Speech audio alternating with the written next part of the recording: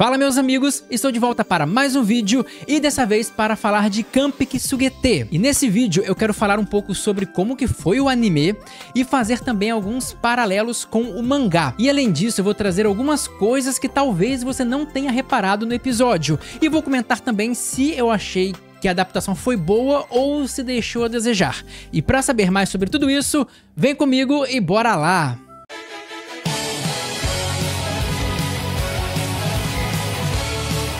Então galera, vamos direto para o episódio, mas se você gostou desse anime e se você quer que eu fale mais sobre ele, deixa um like aqui para dar uma força, beleza? Mas dito isso, o anime começa mostrando uma explicação de como que funciona o mundo em um aspecto e do que são as santas. Aí eles dizem que o mundo de lá é cheio de demônios, então tem esses demônios e outras criaturas também, não são só demônios, e eles são uma ameaça constante a todos os reinos. E então esses reinos, eles precisam ter santas, porque são as santas que fazem grandes barreiras para proteger tipo um vilarejo inteiro, um reino inteiro, e também elas podem combater esses demônios. E então um reino sem uma santa, ele não consegue se proteger antecipadamente dos ataques, porque não tem uma barreira, ele só vai poder reagir aos demônios, né? Reagir a um ataque, o que com certeza causa grande destruição. E isso foi uma mudança também que o anime teve em relação ao mangá, porque no mangá essa explicação das santas e a importância delas foi colocada lá na frente. Não tem naquela hora que o príncipe manda a protagonista para um outro reino, que ele tem aquela conversa com ela? Então no mangá eles só explicam lá o que é uma santa para justificar o porquê que o outro reino queria tanto ela. E aqui no anime eles trouxeram a explicação para o começo, o que eu achei que é muito bom, né? Eles usaram a ferramenta tipo um narrador para te explicar logo, para não interromper a conversa lá na frente, porque isso acontece no mangá e não é tão bom. Mas no momento seguinte, o anime já corta para a filha, que é a protagonista. E eles já falam que ela, mesmo sendo nova, tendo 19 anos, já é considerada a santa mais poderosa da história. Então ela é extremamente capaz, extremamente competente em tudo que ela faz no quesito santa. Mas também mostra que, por outro lado, ela não é muito carismática e não é muito simpática. Tanto que vocês vão ver que um garotinho lá até dá um bom dia pra ela, só que o jeito frio que ela olha até assusta o menino. Então ela é uma pessoa sem muitas expressões simpáticas, que não passa uma simpatia natural, o que você começa a perceber que naquele mundo é muito importante para uma santa, e isso tem tudo a ver com o que eu vou falar lá na frente. Mas nesse momento também é apresentado o protagonista, que é esse cara aqui. Na verdade ele é um dos coadjuvantes mais importantes, ele não chega a ser um protagonista. E aqui vai um pequeno spoiler, mas eu acho assim que todo mundo que tá mais ou menos por dentro dessa obra já sabe, né? Então eu vou dar um pequeno spoiler aqui, se você não quiser, você acelera um pouquinho, não sei. Mas basicamente esse cara, ele é alguém muito importante, ele é um príncipe de outro reino. E ele tava lá à paisana por um motivo que vocês já vão saber qual é.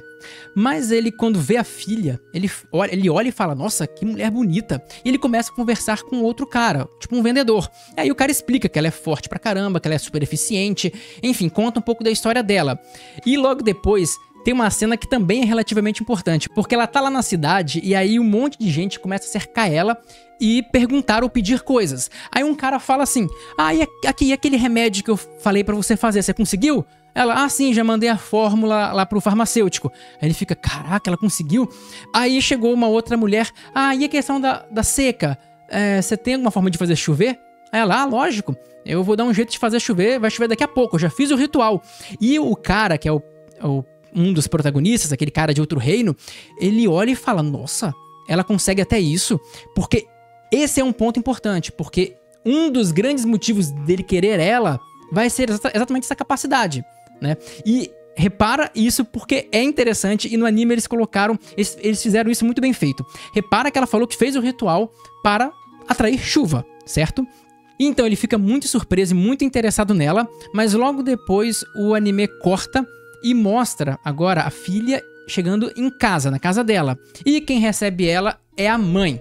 E você já deve ter reparado que a mãe tem uma coisa estranha, porque você reparou que a mãe não tem nenhum tipo de semelhança física nem com a filha, nem com a Mia, que é a irmã dela? Muito estranho, né? Mas isso é assunto para outra ocasião. Aí ela começa a falar, dá um esporro na filha, falando que ela não tem nenhuma simpatia, não tem nenhum carisma, que a atitude fria e até meio grosseira dela, que não é grosseira, é babaquice, mas essa atitude distante dela afasta as pessoas, deixa uma imagem ruim, que prejudica a irmã, e ela dá um piti ali, que é uma coisa horrorosa, né? E por sinal é uma coisa que nesse ponto eu preferi no mangá, mas não é porque a adaptação em si foi diferente. As falas são basicamente as mesmas. Só que quando eu fico imaginando esse piti da pessoa, eu imagino em um tom mais sério. E sempre os animes colocam um tom muito vilanesco, um tom meio caricato e exagerado, né? Aquelas vozes meio agudas, altas, com um tom meio irritante. E eu até entendo eles fazerem isso numa obra, porque assim, isso é meio que um prelúdio da história dela. A história verdadeira da filha começa lá no outro reino, que é lá que vai se passar a história. Isso aqui é realmente uma introdução, um prelúdio. Então eles não podem ficar mostrando muitos detalhes de como ela sofreu. E aí eles dão uma característica exagerada, meio vilanesca pra alguém, pra mostrar de forma evidente, rápida e te passar uma sensação de repulsa ao vilão, né? Para eles não parecerem muito moderados, né? O que não pode é essa vilanice, essa megerice ficar durante várias temporadas ou muito tempo, como é o caso de Watashi, que muita gente reclama com razão. Mas aí a mãe dela dá essa megerice aí, dá esse piti que eu achei meio exagerado no anime, mas eu compreendo. E aí ela fala uma coisa que é bom você começar a se atentar, porque quando eu linkar tudo que eu vou falar aqui, que eu vou coletar várias informações do mangá e do anime, para depois entregar umas conclusões para vocês. Você pode ver que ela fala como se a santa fosse algo mais político do que prático. E não é que a política não é prática, é quase a mesma coisa, mas é como se a santa ela fosse uma coisa mais de aparência do que uma coisa de funcionalidade. Tanto que a Mia é bem mais fraca do que a filha, mas ela se comporta melhor, ela tem uma aparência melhor, assim, para as pessoas. E quem tem mais valor é ela, mesmo não sendo tão útil em combate ou como medida de proteção. Então vai guardando isso. Mas logo depois a mãe encerra o barraco dela e vai embora. E depois a filha começa a pensar, porque ela ficou bem triste por mais uma vez ser maltratada e não ser reconhecida pela mãe. E aí, quando ela começa a pensar nos assuntos, e aí que vem uma sacada muito boa do anime que não tem no mangá. Repara que na hora que ela vai começar a falar, começa a chover. Você lembra que eu falei que era importante aquele negócio que ela falou que tinha feito um ritual, que ia chover? Pois bem, no anime eles tiveram o capricho de mostrar. Viu? Funcionou. Dito e feito. E aí colocaram isso. É uma coisa simples que não tem no mangá, mas que pra mim disse muita coisa e mostrou um certo capricho e um zelo da produção pelo anime, pela obra.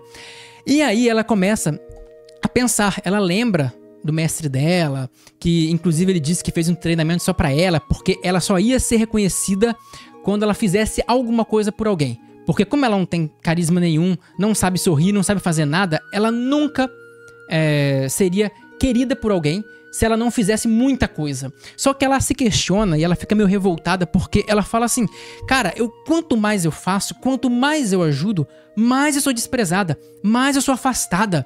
Então ela não entende isso, embora naquela conversa daquele cara do exterior, aquele protagonista, com o vendedor falou que algumas pessoas até perdiam o emprego por causa da eficiência dela. Mas ela nem provavelmente sabe disso. E aí ela começa a se questionar, poxa, eu faço de tudo, mas ainda assim ninguém reconhece nenhum esforço, nenhum dos meus esforços, tudo que eu fiz. E aí o anime mostra uma outra coisa que não tem no mangá. Ou seja, eles foram mudando algumas coisas pra ficar tudo mais suave. E é por isso que eu já adianto que essa adaptação foi muito boa. Porque repara que logo depois o príncipe lá, o cara do outro reino, ele tá lá, ele tá lendo as coisas sobre a filha.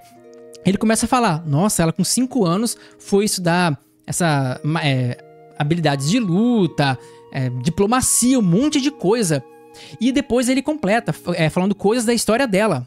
Como o fato dela ter só 19 anos e ser considerada a santa mais poderosa de todos os tempos. Então assim, isso faz todo sentido, porque você vai ver aqui no mangá, na tela, que no mangá é ela falando sobre ela mesma.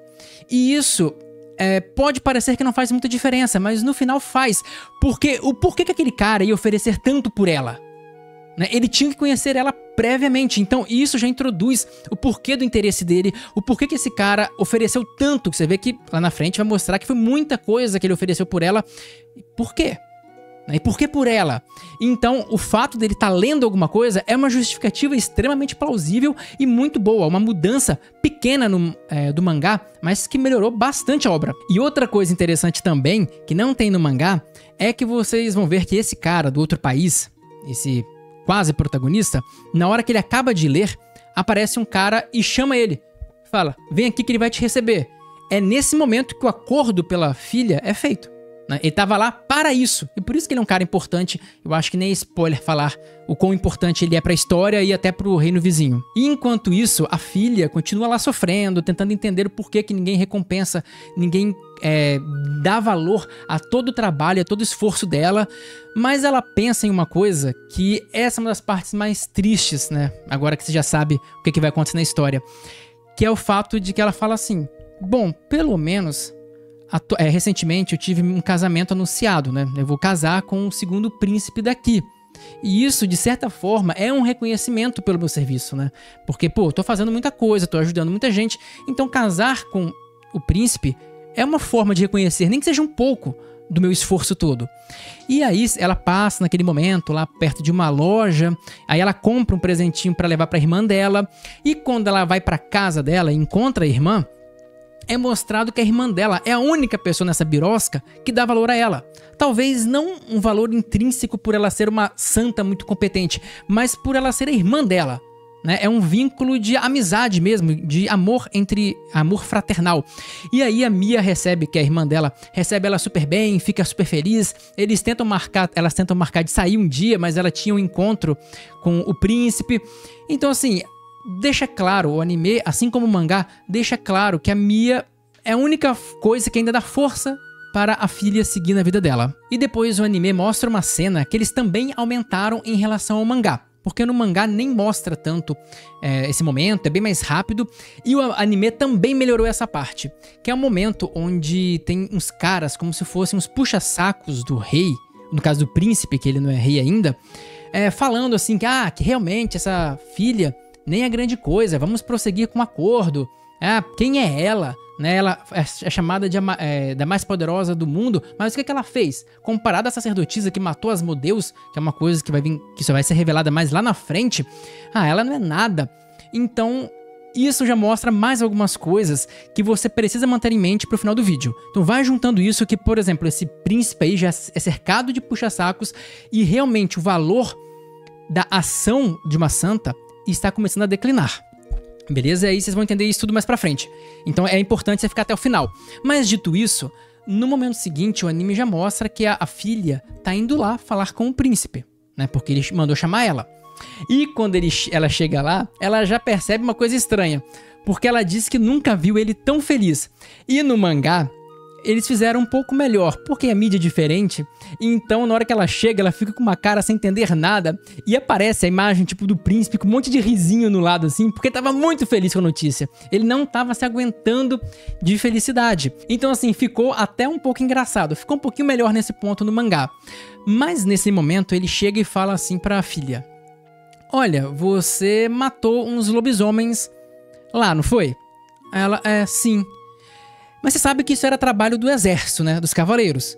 Eu já falei que você não deve se meter no trabalho dos outros. E aí ela fica, tá, ok. Mas ela resolve perguntar. Ela fala, senhor, por que você tá tão feliz? E aí ele dá um sorriso e fala, bom, filha, é o seguinte. E na hora que ele pergunta pra ela, você tem ideia do que é? No mangá, ela só faz uma expressão de, não faço ideia. Mas no anime, eles tiveram um outro capricho muito legal. Que olha a expressão dela. Dá pra ver que a expressão dela é de tristeza. E por que trocar o espanto pela tristeza fez tanto sentido? Porque alguém que já passou por tanta coisa na vida, alguém que é sempre tratado como um lixo, quando tem um mistério desse, por que será? A pessoa já espera algo ruim. Tava na cara dela, vai estar aqui na tela, a expressão de tristeza dela, de quem já esperava pelo pior. E é então que o príncipe anuncia que o casamento dele com ela, que era a única coisa que ela considerava como um reconhecimento pelo trabalho dela, foi cancelado. E ele ainda vai além e fala que ele vai casar com a irmã dela. E aí ela fala, como assim, cara? Aí ele, olha, eu sou o príncipe. Eu posso escolher com quem eu caso. E qualquer um ia escolher a sua irmã. Porque ela é muito mais simpática, muito mais carismática. É isso que a gente precisa. Então, ele enxotou ela, basicamente. E aí a filha até fala, mas você já falou isso com a Mia? Já falou isso com a minha irmã? E aí ele fala uma coisa que é muito importante também por uma questão que eu vou levantar sobre a Mia. Que é o seguinte, ele fala, não, eu não falei com ela. Mas na última festa que teve, eu percebi que ela tem interesses por mim. Você já fica, olha, será? É uma afirmação, pelo menos muito ousada do príncipe. E depois o príncipe ainda fala que ele vendeu ela para o reino vizinho. Que o reino vizinho estava sem nenhuma santa e que eles precisavam de uma. Então eles ofereceram uma grana enorme para eles e eles resolveram vender ela. Então, de novo, reforça aquilo que eu falei, de que eles não dão valor ao poder. É como se a santa fosse algo decorativo, não uma coisa que vai influenciar na vida de todo mundo, como a filha faz.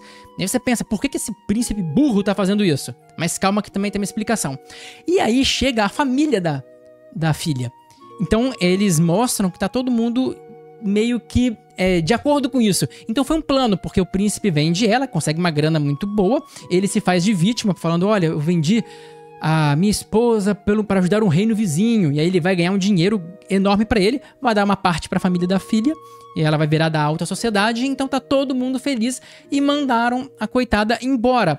O que pode parecer muito vilanesco, e de certa forma foi, pelo jeito que foi retratado no anime, porque no mangá, como eu falei, quando eu penso nisso, eu penso de uma forma mais séria, mas nos animes é sempre um pouco caricato.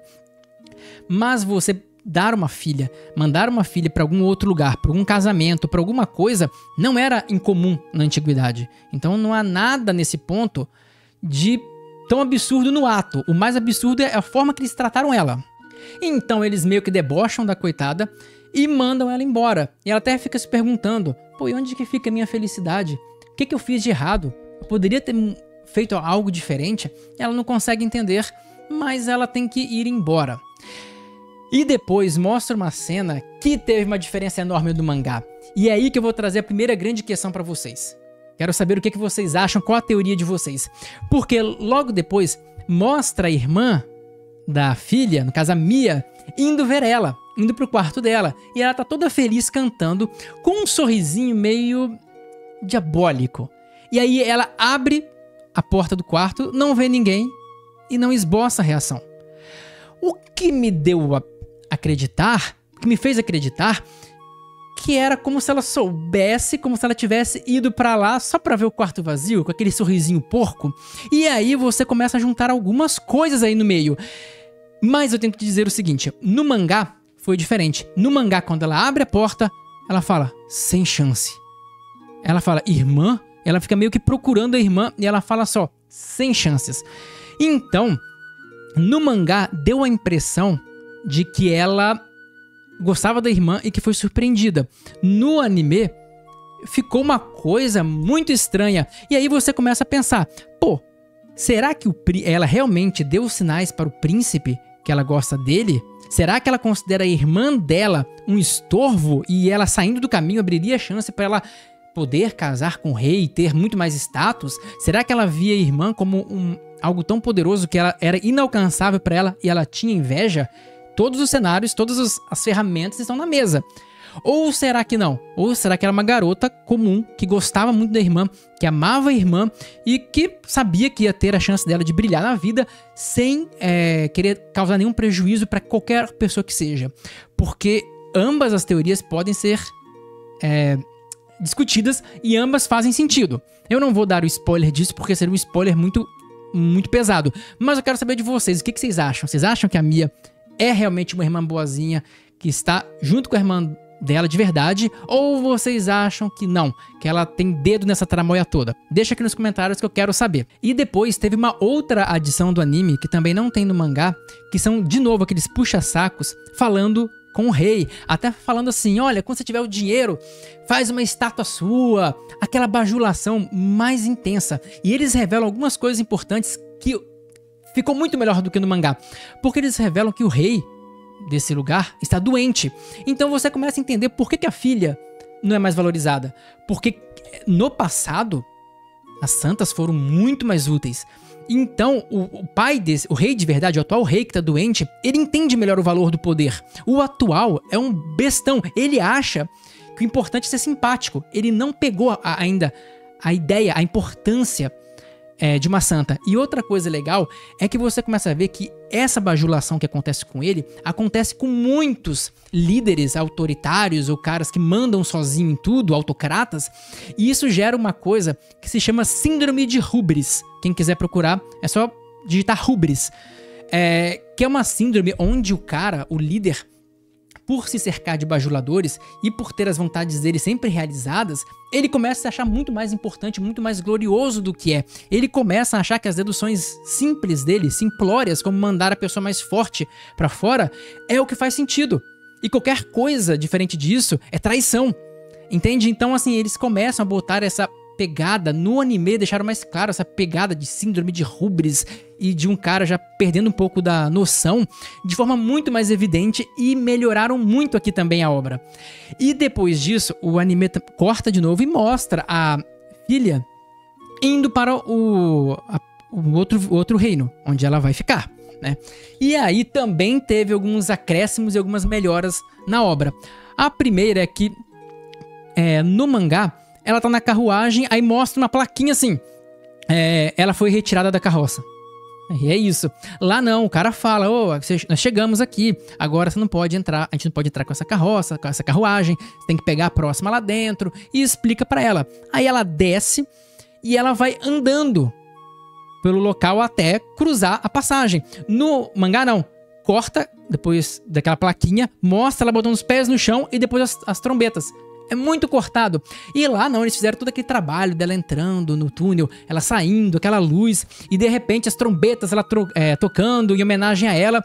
E aí é engraçado que ela não entende bulhufas. E eles mantiveram uma coisa do mangá que eu achei muito engraçado, que é quando ela faz aquela cara de hã? Aparece tipo um universo atrás, assim, uma coisa muito viajada, e eles mantiveram igualzinho no mangá, o que ficou bem engraçado.